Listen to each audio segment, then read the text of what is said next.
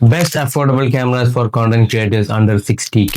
ഇതിൽ fifth one is my personal favourite and ഞാൻ use ചെയ്ത് റിസൾട്ട് കിട്ടിയ camera. First one Canon EOS R100, cheapest entry level mirrorless ക്യാമറയാണ്. Used മാർക്കറ്റിൽ നോക്കുകയാണെന്നുണ്ടെങ്കിൽ അണ്ടർ 40k നമുക്ക് ഈ ക്യാമറ കിട്ടും. ഫ്രഷ് ആണെന്നുണ്ടെങ്കിൽ ഒരു 50k ബഡ്ജറ്റിൽ കിട്ടും. Second one Canon EOS R50. ഇതൊരു ഹൈബ്രിഡ് ക്യാമറയാണ്, beginner hybrid camera. Used one ഒരു 50 to 60k അണ്ടറിലൊക്കെ കിട്ടും. ബ്രാൻഡ് ന്യൂ ആണെന്ന് നോക്കുന്നുണ്ടെങ്കിൽ ഒരു ഓൾമോസ്റ്റ് ഒരു 60k ഒക്കെ വരും. Third one Nikon Z30, best for vlogging and travelling. Used price ഒരു 55k അണ്ടറിൽ വരും.